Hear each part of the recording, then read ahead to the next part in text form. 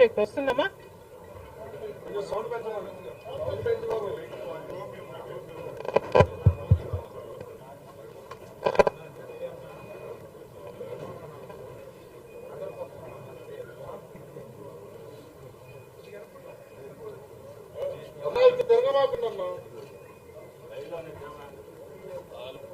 Check check check check okay.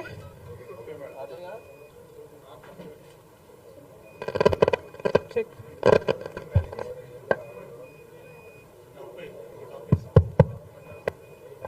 Check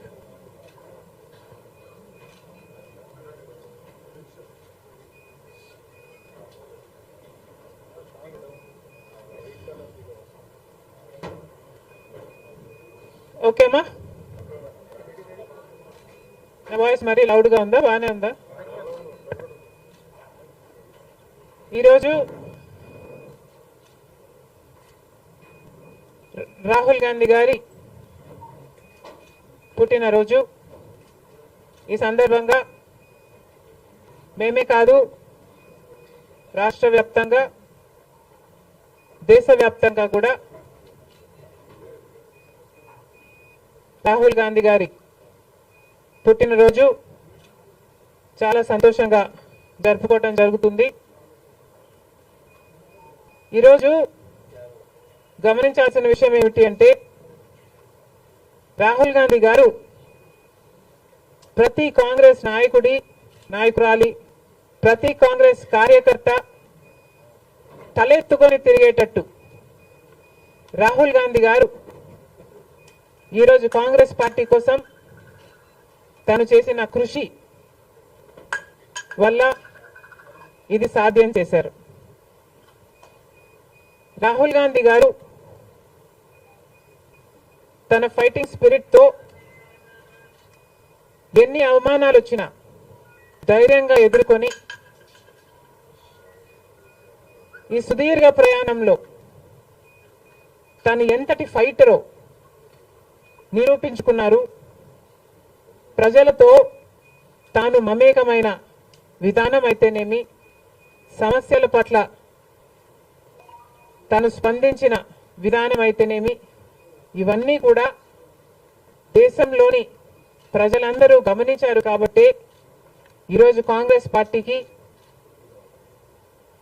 దేశవ్యాప్తంగా ఇంత పెద్ద పీట వేయడం జరిగింది.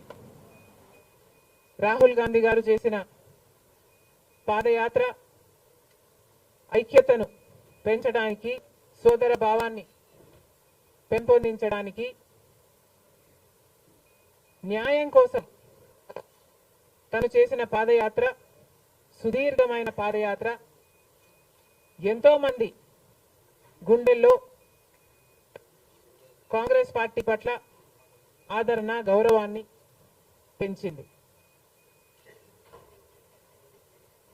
రాహుల్ గాంధీ గారు తాను చేసిన కష్టం వల్ల ఈరోజు కాంగ్రెస్ పార్టీకి ఇంత లాభం చేకూర్చారు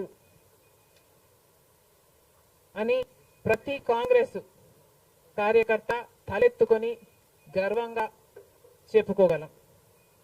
అందుకని మనస్ఫూర్తిగా ఈరోజు మరొకసారి రాహుల్ గాంధీ గారికి we are all wishing him the very best in his future, along with wishing him a very happy birthday.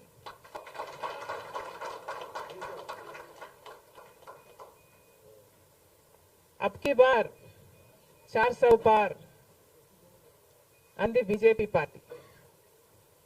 అలాంటి పార్టీ కూడా ఈరోజు చిటికలు పడేటట్టు చేయగలిగింది రాహుల్ గాంధీ గారు, ఇండియా బ్లాక్. అందుకు గాను దేశ ప్రజలందరూ కూడా రాహుల్ గాంధీ గారిని అభినందించక తప్పదు. బీజేపీ పార్టీ ఒక మతతత్వ పార్టీ అని మతం పేరుతో చిచ్చు పెట్టడం, ఆ మంటలో చలి కాచుకోవడం బీజేపీ చేస్తున్న రాజకీయాలని మణిపూర్ ఘటన ద్వారా రుజువు అయింది. కాబట్టి బీజేపీ చేస్తున్న పొరపాట్లన్నీ ప్రజలు గమనించారు. కాబట్టి ప్రభుత్వానికి చెందిన ఆస్తులైతేనేమి వాళ్ళ బినామీలకు కట్టే ప్రయత్నం చేస్తున్నారు. కాబట్టి ఈరోజు బీజేపీ చేస్తున్న అరాచక పాలన వల్లనే ఈరోజు బీజేపీ పార్టీకి మెజారిటీ తగ్గడానికి కారణం. ఇంకొంచెం ఉంటే ఆల్మోస్ట్ బీజేపీ పార్టీ అసలు ప్రభుత్వమే ఏర్పాటు చేయలేని స్థితికి ఈరోజు బీజేపీ పార్టీ దిగజారిపోయింది. ఇలాంటి ప్రభుత్వం ఎన్ని రోజులు ఉంటుందో చెప్పలేని పరిస్థితి ఈరోజు ఉంది. కేంద్రంలో బీజేపీ పార్టీ అధికారంలో ఉంది అన్న మాటే తప్ప పవర్ మాత్రం ఈరోజు బీజేపీ చేతిలో లేకుండా పోయింది.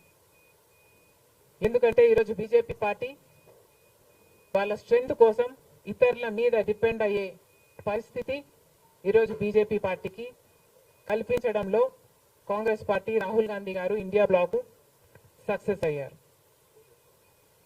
దేశవ్యాప్తంగా ఇది పరిస్థితి అయితే ఇక రాష్ట్రంలో చంద్రబాబు గారు కూటమి పవన్ కళ్యాణ్ గారు బీజేపీతో కలిసి ఇక్కడ ప్రభుత్వం ఫామ్ చేయడం జరిగింది. ఈసారి జరిగిన ఎన్నికలు రాష్ట్రంలో చాలా విచిత్రంగా, అన్ప్రిడిక్టబుల్ గా, అన్ప్రెసిడెంటెడ్ గా ఈ ఎన్నికలు నిలిచాయి. కారణం ఏమిటి అంటే ప్రజలు చాలా డిసిసివ్ గా ఒక నిర్ణయం తీసుకున్నారు. మాకు మార్పు కావాలి అన్న నిర్ణయం ప్రజలు తీసుకున్నారు. కాబట్టే ఈ ఎన్నికలు ఒకే డిసిషన్ మీద ఆధారపడి జరిగిన ఎన్నికలు. For Jagan, against Jagan. ఇది ఒకటే డిసిషన్ గా ఈ ఎన్నికలు నిలిచాయి. For Jagan or against Jagan. Against Jagan అన్న మార్పు కావాలి అన్న ఈ గట్టి డిసిషన్ ప్రజలు తీసుకున్నారు. కాబట్టి ఈరోజు వాళ్ళ ఓటు వేస్ట్ కాకూడదు అన్నట్టుగా చాలా డిసిసివ్ గా they voted with a vengeance for change. ఇది అవునన్నా కాదన్నా ఇది వాస్తవం. కేవలం అంత గట్టి నిర్ణయం ప్రజలు తీసుకొని మార్పు కావాలి అన్న అంత గట్టి డిసిజన్ తీసుకున్నారు. కాబట్టి ఇన్ ద ప్రాసెస్ ఈరోజు కాంగ్రెస్ పార్టీ కూడా అనుకున్న మేరకు పర్ఫామ్ చేయలేకపోయింది. కాంగ్రెస్ పార్టీ కూడా కేవలం నెల రోజుల ముందు సర్వే చేస్తే Congress party vote share between 6 to 7% ఉంది. దాన్ని మేము కష్టపడి పనిచేస్తే నేనే స్వయంగా 64 కాన్స్టిట్యుయెన్సీల్లో క్యాంపెయిన్ చేయడం కూడా జరిగింది. వీటన్నిటితో కనీసం 8% దాటుతుంది అని కాంగ్రెస్ పార్టీ ధీమాగా ఉంటే అది కూడా జరగలేదు. కారణం ఏమిటి అంటే ప్రజలు చాలా డిసిసివ్ గా వాళ్ళ ఓటు వేస్ట్ కాకూడదు, ప్రభుత్వం ఎలాగైనా మారాలి, మేము మార్చాలి అన్న డిసిషన్ తీసుకున్నారు. కాబట్టి ప్రజలు కాంగ్రెస్ పార్టీకి కూడా ఓటు వేయడానికి ఆలోచన చేయడం జరిగింది. ఏది ఏమైనా కాంగ్రెస్ పార్టీ ప్రజల గుండెల్లో స్థానం సంపాదించుకోవడం మొదలుపెట్టింది. ఇది ఇలాగే అంచెలంచెలుగా పెరుగుతూ పోతుంది. రాహుల్ గాంధీ గారి నాయకత్వంలో మేమందరం కూడా కష్టపడి పనిచేయడానికి సిద్ధంగా ఉన్నాం.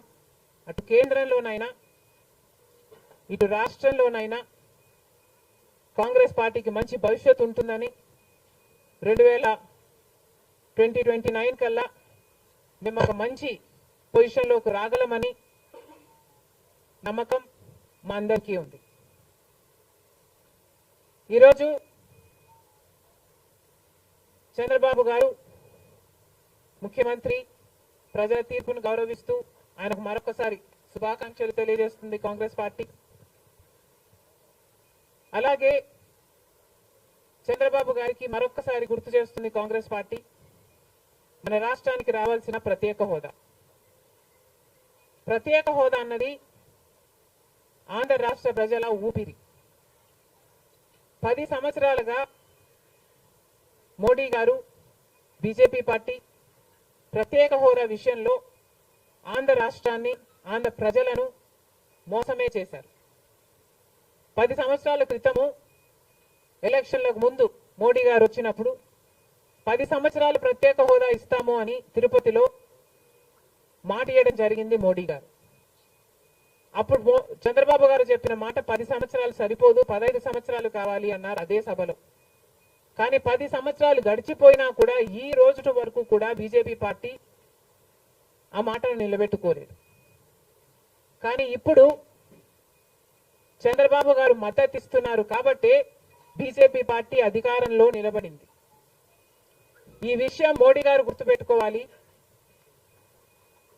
ఎందుకంటే ఈరోజు ఆంధ్ర రాష్ట్ర ప్రజల ఎన్నుకున్న ఎంపీలు కనుక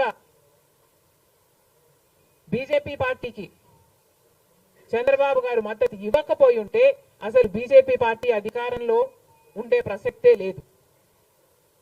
ఈరోజు బీజేపీ పార్టీ అధికారంలో ఉంది అంటే దానికి కారణం ఆంధ్ర రాష్ట్ర ప్రజలు అని మోడీ ఇప్పటికైనా గమనించాలి.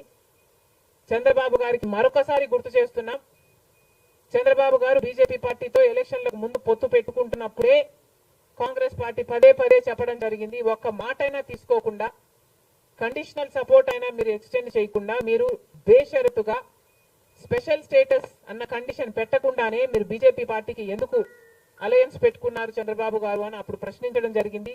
ఇప్పుడు మళ్ళీ బీజేపీ పార్టీ చంద్రబాబు గారిని డిమాండ్ చేస్తుంది. ఇప్పుడు మళ్ళీ కాంగ్రెస్ పార్టీ చంద్రబాబు గారిని డిమాండ్ చేస్తుంది. బికాస్ మీరు ఇచ్చిన ఎంపీల వల్ల ఆంధ్ర రాష్ట్ర ప్రజలు ఎన్నికైన ఎంపీలను మీరు బీజేపీ పార్టీకి ఇచ్చారు కాబట్టి ఈరోజు బీజేపీ పార్టీ అధికారంలో ఉంది కాబట్టి చంద్రబాబు గారు ఈ విషయాన్ని గుర్తుపెట్టుకొని ఇప్పటికైనా మొండి పట్టైనా సరే స్పెషల్ స్టేటస్ అన్నది ఆంధ్ర రాష్ట్రానికి అవసరం కాబట్టి ఇప్పటికైనా స్పెషల్ స్టేటస్ మీద చంద్రబాబు గారు సీరియస్ గా వర్క్ చేసి ఇది సాధించుకు రావాలి అని కాంగ్రెస్ పార్టీ ఆంధ్ర రాష్ట్ర ప్రజల తరఫున డిమాండ్ చేయడం జరుగుతుంది. ఒక స్పెషల్ స్టేటసే కాదు, పోలవరం ప్రాజెక్టు కూడా ఉంది. పోలవరం ప్రాజెక్టుకు చంద్రబాబు గారు 2 రోజుల క్రితం వెళ్ళడం జరిగింది. నిజానికి పోలవరం ప్రాజెక్టు రాజశేఖర రెడ్డి గారి ఆలోచన. 2004లోనే రాజశేఖర రెడ్డి గారు 10,000 కోట్లతో 20 లక్షల ఎకరాలకు నీళ్లు ఇవ్వాలి అని తలపెట్టిన ప్రాజెక్టు పోలవరం ప్రాజెక్టు. రాజశేఖర రెడ్డి గారి హయాంలోనే కుడి ఎడమ కాలువలు పూర్తి చేయడం జరిగింది. ఆ కాంగ్రెస్ హయాంలోనే 4,500 కోట్లు అంటే దాదాపుగా 40% పనులు పూర్తి చేయడం కూడా జరిగింది. కానీ తర్వాత అధికారంలోకి వచ్చిన చంద్రబాబు గారు పోలవరం ప్రాజెక్టు కాస్టును అమాంతంగా 29,000 కోట్లకు పెంచారు. కానీ పనులు మాత్రం పూర్తయినట్టు ఎక్కడా కనిపించలేదు. 2018 కల్లా నేను పూర్తి చేస్తాను అని రాసి పెట్టుకోండి అని చంద్రబాబు గారు ఆ రోజు అసెంబ్లీ సాక్షిగా ఛాలెంజ్ కూడా చేశారు. కానీ పోలవరం ప్రాజెక్టు చంద్రబాబు గారి వల్ల సాధ్యం కాలేదు, పూర్తి చేయలేదు. ఆ తర్వాత అధికారంలోకి వచ్చిన జగన్మోహన్ రెడ్డి గారు పోలవరం ప్రాజెక్టుని మళ్ళీ రివర్స్ టెండరింగ్ అంటూ మొదలుపెట్టి 55,000 కోట్ల రూపాయలకు దాన్ని ప్రాజెక్టు కాస్ట్ను పెంచారు. తీరా చూస్తే ఏ పని జరగలేదు.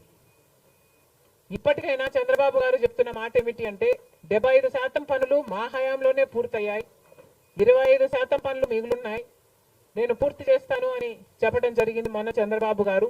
చంద్రబాబు గారిని కాంగ్రెస్ పార్టీ ప్రశ్నిస్తుంది, మరి 25% పనులు మాత్రమే మిగులుంటే 4 సంవత్సరాలు పడుతుంది అని మీరు ఎందుకు చెప్పారో చంద్రబాబు గారు సమాధానం చెప్పాలి. పోలవరం ప్రాజెక్టు మీద ప్రజలకు క్లారిటీ లేదు కాబట్టి పోలవరం ప్రాజెక్టు మీద ఒక వైట్ పేపర్ మీరు రిలీజ్ చేయండి. దాంట్లో అసలు పోలవరం పరిస్థితి ఏమిటి, దాని డిజైనింగ్ దగ్గర నుంచి మొదలు పెడితే అసలు దాని ప్రస్తుత పరిస్థితి ఏమిటి, మీరున్న 5 సంవత్సరాల అధికారంలో ఉన్నప్పుడు ఏం చేశారు, తర్వాత జగన్మోహన్ రెడ్డి గారు ఏం చేశారు, ఇప్పుడు ఏమి చేయాలి, ఎగ్జిక్యూషన్ కథ ఏమిటి, అన్నిటి మీద చేస్తుంది. ఇదే కాకుండా రాష్ట్రంలో ఎన్నో సమస్యలు ఉన్నాయి. ఏపీ రీఆర్గనైజేషన్ యాక్ట్ లో మనం తెచ్చుకోవాల్సింది, సాధించుకోవాల్సింది ఎన్నో ఉన్నాయి. అవన్నీ కూడా క్యాపిటల్ సిటీ అయితేనేమి, పోర్ట్లు అయితేనేమి, కడపలో స్టీల్ ఫ్యాక్టరీ అయితేనేమి, వీటన్నిటి మీద చంద్రబాబు గారు పని చేయాల్సి ఉంటుంది. మన రాష్ట్రంలో ఎక్కడా లేని విధంగా 50 లక్షల మంది బిడ్డలు ఉద్యోగాలు లేకుండా ఉన్నారు. ఇవన్నీ దృష్టిలో పెట్టుకొని చంద్రబాబు గారు ప్రజలకు ఒక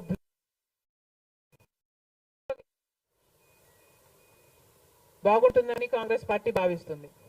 ఇదే కాకుండా చంద్రబాబు గారు సూపర్ 6 ఈ గ్యారంటీలతో చంద్రబాబు గారు ఎన్నికలకు వెళ్లారు. దీంట్లో యువతకు 20 లక్షల యువత వరకు ఉద్యోగ అవకాశాల కల్పిస్తామని చెప్పారు. లేదా 3,000 రూపాయలు ప్రతి నెల ప్రతి నిరుద్యోగికి నిరుద్యోగ భృతి ఇస్తామన్నారు చంద్రబాబు గారు. అదే కాకుండా స్కూల్కి వెళ్లే పిల్లలకు ప్రతి విద్యార్థికి 15,000 రూపాయలు సంవత్సరానికి ఇస్తామని చెప్పారు. ప్రతి రైతుకి 20,000 రూపాయలు ఆర్థిక సహాయం ఇస్తామన్నారు. ప్రతి మహిళకు నెలకు 1,500 ఆర్థిక సహాయం, అంటే ప్రతి మహిళకి కూడా ఒక పెన్షన్ లాగా 1,500 ఇస్తామని చంద్రబాబు గారు మాటిచ్చారు. మహిళలకు ఉచిత బస్ ప్రయాణమే కాకుండా ఏడాదికి 3 గ్యాస్ సిలిండర్లు కూడా ఉచితంగా ఇస్తామని చంద్రబాబు గారు సూపర్ 6 లో ఇవ్వడం జరిగింది. ఇవన్నీ కూడా చంద్రబాబు గారు దీని విధి విధానాలు ఏమిటో,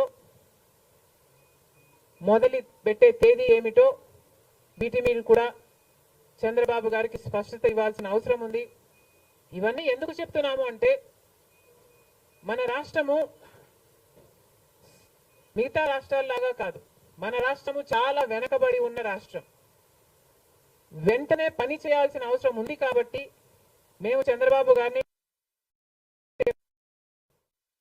మన రాష్ట్రము ఒక స్పెషల్ చైల్డ్ కి కావాల్సిన నీడ్స్ మన రాష్ట్రానికి ఉన్నాయి కాబట్టి, కనీసం మీరు ఇప్పుడే గెలిచారు, ఆ విషయం మాకు కూడా తెలుసు. కానీ హనీమూన్ పీరియడ్ కూడా మీరు తీసుకునే పరిస్థితి లేదు.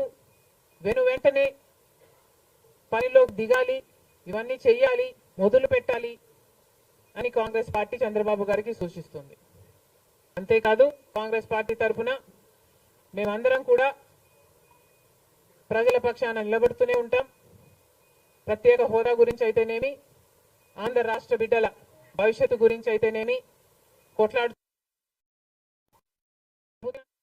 వైఫల్యాలను ఎత్తి చూపుతూనే ఉంటాం. ఒక కన్స్ట్రక్టివ్ అపోజిషన్ గా కాంగ్రెస్ పార్టీ నిలుస్తుందని ఆంధ్ర రాష్ట్ర ప్రజలకు మరొకసారి ఏపీపీసీసీ మాటిస్తుంది. Thank you.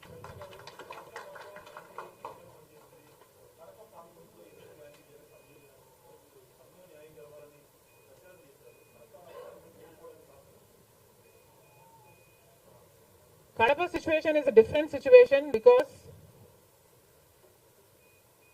కడపలో ఎంపీ ఉన్నాడు, ఎమ్మెల్యే ఉన్నాడు, అధికార పక్షం. అక్కడున్న ప్రజలు భయభ్రాంతులు గురై బ్రతుకుతున్న ప్రజలు. ప్రభుత్వానికి వ్యతిరేకంగా, అంటే యువజన శ్రామిక రైతు పార్టీకి వ్యతిరేకంగా పనిచేస్తే, ఓటేస్తామని తెలిస్తే మాకు వచ్చే స్కీములు పోతాయి, అవి కాకుండా మా మీద కేసులు పెడతారు, దాడులు చేస్తారు అన్న భయం కూడా ప్రజలలో ఉంది. ఓటుకి 3,500 రూపాయల నుంచి ఇవ్వడం జరిగింది. విచ్చలవిడిగా డబ్బులు ఖర్చు పెట్టారు, డబ్బులు పని చేయకపోతే బెదిరించారు, లేకపోతే కేసులు పెడతామని, స్కీములు తీసేస్తామని, ఇలాంటి ఎన్నో ప్రలోభాలకు కడప ప్రజలు గురయ్యారు. ఇవన్నీ కూడా పనిచేశాయి. నేను కడపలో గెలవకపోవడానికి కారణం టైం అనే నేను అనుకుంటున్నాను.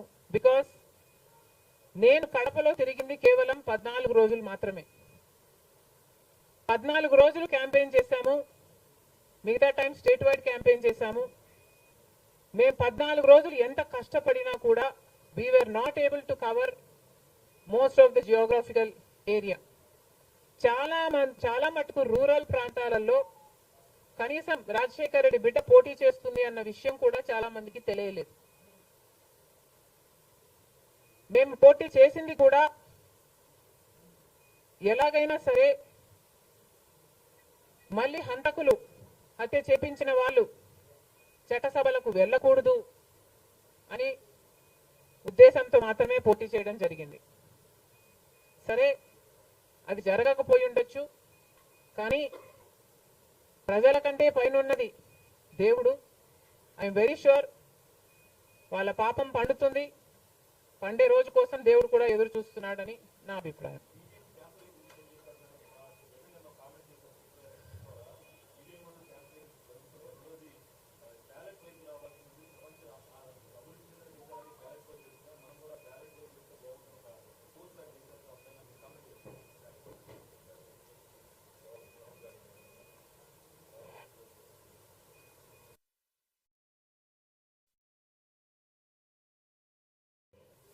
ఐ ఫీల్ మేధావులు కూర్చొని సుప్రీంకోర్టుతో సహా అందరూ కూర్చొని, ఇది అంత దేశానికి సంబంధించిన విషయం కాబట్టి అందరూ కూర్చొని ఓ నిర్ణయానికి వస్తే దేశ ప్రజలు హర్షిస్తారన్నది నా అభిప్రాయం.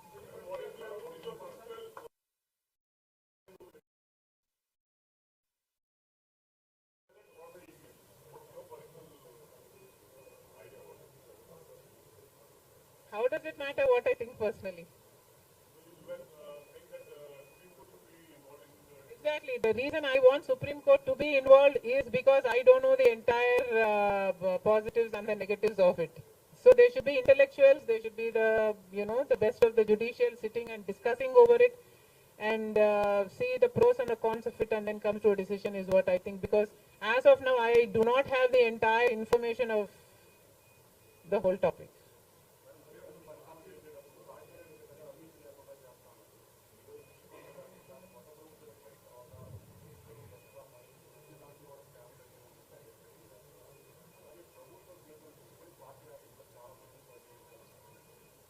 ప్రజలు బుద్ధి చెప్పారు కదమ్మా, ఇంకా నేను మాట్లాడటం ఎందుకు.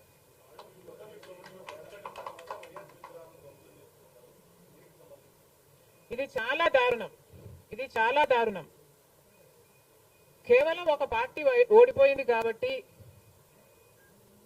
రాజశేఖర రెడ్డి గారి విగ్రహాలని ధ్వంసం చేయడం అన్నది చాలా దారుణం. రాజశేఖర రెడ్డి గారు ఒక మహానాయకుడు, ఆంధ్ర రాష్ట్ర ప్రజలకు నమ్మకంగా సేవ చేసిన నాయకుడు.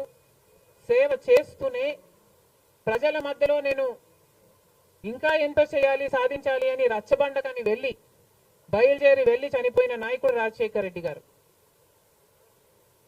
రాజశేఖర రెడ్డి గారు లాంటి మహానాయకుడు చనిపోతే దాదాపు 7,000 మంది ప్రజలు ఆ బాధ తట్టుకోలేక, నిజాన్ని జీర్ణించుకోలేక ఆయన వెనకాలే చనిపోయారు. అంత గొప్ప నాయకుడు రాజశేఖర రెడ్డి గారు. ఒకసారి ఏం చేస్తున్నాము అని ఇలాంటి వాళ్ళు ఆలోచన చేసుకోవాలి. చనిపోయిన వాళ్లకు కూడా రాజకీయాలు ఆపాదించడం ధర్మం కాదు. చనిపోయిన వాళ్లకు కూడా గెలుపు ఓటములు ఆపాదించడం న్యాయం కాదు. మరొక్కసారి చెప్తున్నాం, రాజశేఖర రెడ్డి గారు మీకు చేసింది ఏమీ లేదు. దయచేసి రాజశేఖర రెడ్డి గారి విగ్రహాలను ధ్వంసం చేయడం ఆపండి. మీరు చేశారని వాళ్ళు చేశారని మీరు, ఇలా ఒకరి మీద ఒకరు చేసుకుంటూ పోతే దీనికి అంతే ఉండదు. మళ్ళీ చెప్తున్నాం, మీకు ఇంకొకరికి తేడా ఉండాలి అంటే కొంచెం పేషెన్స్ పాటించాల్సిన అవసరం ఉంది.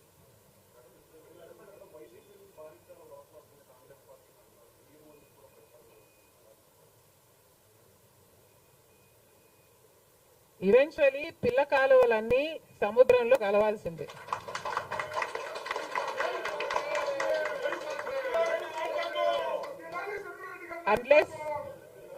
అన్లెస్ అది ఎండిపోతే తప్ప.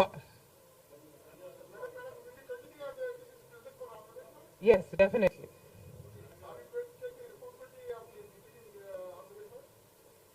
There is no taking the responsibility of anything in Andhra Pradesh, because in Andhra Pradesh, Congress is the only party that has stood by the people and has fought for the special status. On the one hand, Mr. Chandrababu Naidu, who was Chief Minister for 5 years, neglected special status, and then Mr. Jagan Mohan Reddy became the Chief Minister and continued neglecting the special status. Congress party was the only party fighting for special status and for all the rights of the AP Reorganization Act. The people of Andhra know this, but they also know that their vote should not go to waste. And because they were very decisive, that they wanted change, they voted this time with a vengeance for change. ఒక్క నిమిషం అన్న.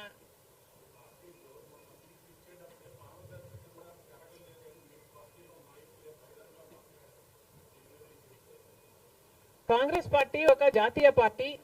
కాంగ్రెస్ పార్టీలో ఏ నిర్ణయం తీసుకున్నా కాంగ్రెస్ పార్టీలో ఒక individual తీసుకునే పరిస్థితి ఉండదు. కాంగ్రెస్ పార్టీలో ఏ నిర్ణయం తీసుకున్నా దానికి ఒక కమిటీ ఉంటుంది, ఒక పద్ధతి ఉంటుంది. ఆ నిర్ణయం ప్రకారమే సీట్లు ఇవ్వడం కూడా జరిగింది.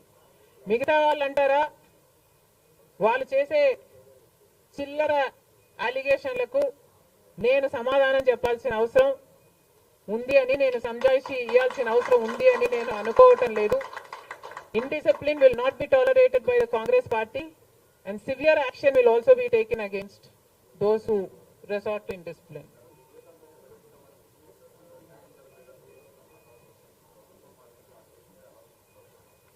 న్యాయం జరుగుతుందన్న హోప్ మాలో చాలా పెరిగింది. ఓకే,